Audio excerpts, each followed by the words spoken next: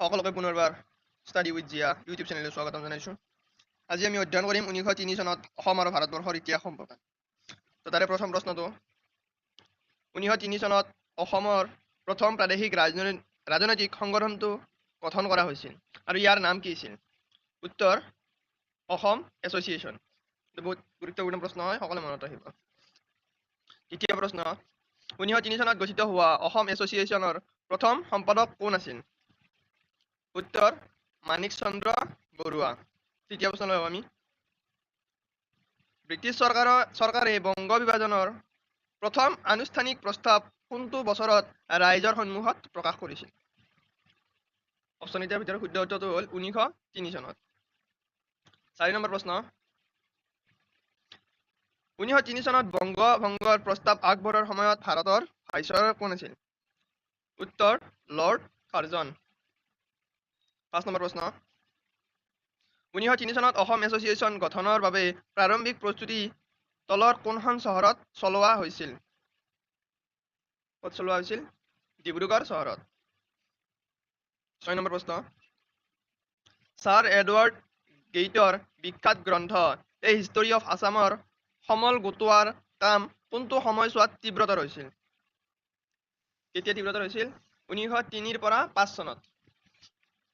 7 number প্ৰশ্ন 1903 চনত কাৰ নেতৃত্বত ডিব্ৰুগড়ত এটা দল গঠন কৰি ব্ৰিটিছ চৰকাৰৰ ওচৰত অসমীয়া ভাষা আৰু স্থানীয় অধিকাৰৰ সুৰক্ষাৰ বাবে স্মাৰক পত্ৰ দিয়া হৈছিল?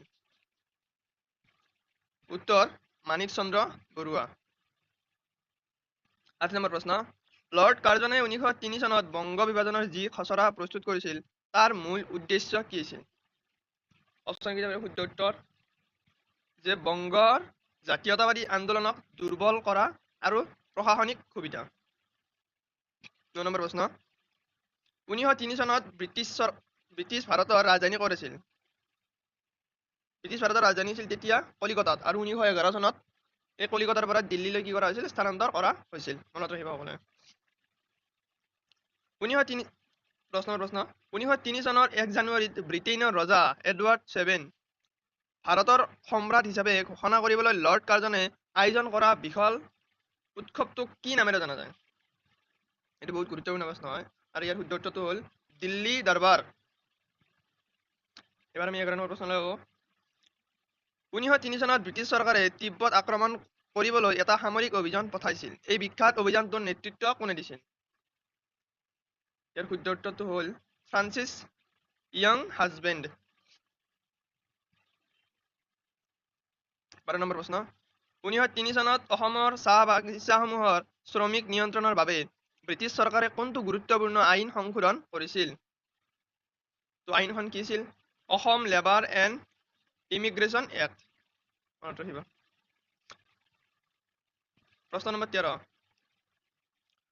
1903 চনত ভাৰতৰ কোনগৰাকী মহান নেতাই ব্ৰিটেইনত poverty and un-British rule in India গ্ৰন্থৰ জৰিয়তে ড্ৰেইন অফ ৱেল্থ তত্ত্বৰ চৰ্চা চলাইছিল? আৰু ইয়াৰ শুদ্ধ উত্তৰটো হ'ল দাদাভাই নৌৰোজী। 14 নম্বৰ প্ৰশ্ন 1903 চনত অসম এছ'চিয়েশ্যন গঠনৰ সময়ত তলৰ কোনগৰাকী ব্যক্তি ইয়াৰ অন্যতম উপসভাপতি হিচাপে নিৰ্বাচিত হৈছিল? সেই সময়ত উপসভাপতি হিচাপে নিৰ্বাচন কৰিছিল জগন্নাথ বৰুৱা। 15 নম্বৰ প্ৰশ্ন 1903 চনৰ ডিচেম্বৰ মাহত লৰ্ড কাৰ্জনৰ গৃহ সচিব ৰিজলীয়ে বংগ বিভাজনৰ যি আঁচনি প্ৰকাশ কৰিছিল তাক কি নামেৰে জনা যায়? তো উত্তৰটো হ'ল ৰিজলি প্লেন অৰ্থাৎ ৰিজলি আঁচনি। 16 নম্বৰ প্ৰশ্ন 1903 চনত দক্ষিণ আফ্ৰিকাত থকাৰ সময়ত মহাত্মা গান্ধীয়ে বৰ্ণবাদৰ বিৰুদ্ধে যুঁজিবলৈ কোনখন প্ৰসিদ্ধ বাতৰি কাকত প্ৰকাশ কৰিবলৈ আৰম্ভ কৰিছিল? তো ইয়াৰ শুদ্ধ উত্তৰটো হ'ল ইণ্ডিয়ান অপিনিয়ন। 17 নম্বৰ প্ৰশ্ন 1903 চনত কলিকতা বিশ্ববিদ্যালয়ৰ শিক্ষা ব্যৱস্থাৰ সংস্কাৰ আৰু চৰকাৰী নিয়ন্ত্ৰণ বৃদ্ধি কৰিবলৈ লৰ্ড কাৰ্জনে কোনখন আইনৰ খচৰা প্ৰস্তুত কৰিছিল? তো ইয়াৰ শুদ্ধ উত্তৰটো হ'ল ভাৰতীয় বিশ্ববিদ্যালয়। 18 নম্বৰ প্ৰশ্ন 1903 চনৰ সময়ত অসমৰ কোনটো উদ্যোগক কেন্দ্ৰ কৰি ব্ৰিটিছ চৰকাৰে সৰ্বাধিক ৰাজহ সংগ্ৰহ কৰিছিল? ইয়াৰ শুদ্ধ অৰ্থটো হ'ল চাহ উদ্যোগ। 19 নম্বৰ প্ৰশ্ন, 1903 চনত ব্ৰিটিছ চৰকাৰে ভাৰতৰ স্বাধীনতা সংগ্ৰামীসকলৰ ওপৰত চোৰাংচোৱাগিৰি কৰিবলৈ কোনটো কেন্দ্ৰীয় বিভাগ স্থাপনৰ সিদ্ধান্ত লৈছিল? উত্তৰটো হ'ল অপৰাধ অনুসন্ধান শাখা বা CID। যদি কাৰোবাক PDF-টো লাগে কমেণ্ট কৰি জনাবা। আৰু আজিৰ শেষৰ প্ৰশ্ন, 1903 চনত ব্ৰিটিছ চৰকাৰে উত্তৰ পূব সীমান্তত নিজৰ স্থিতি মজবুত কৰিবলৈ কোনটো পাহাৰীয়া অঞ্চলত সামৰিক আৰু প্ৰশাসনিক নিয়ন্ত্ৰণ কটকটীয়া কৰিছিল? উত্তৰ ৰিচাই পাহাৰ। ধন্যবাদ। যদি ভিডিঅ'টো ভাল লাগিছে লাইক এণ্ড ছাবস্ক্ৰাইব কৰিব আৰু শ্বেয়াৰ কৰি দিব। ধন্যবাদ।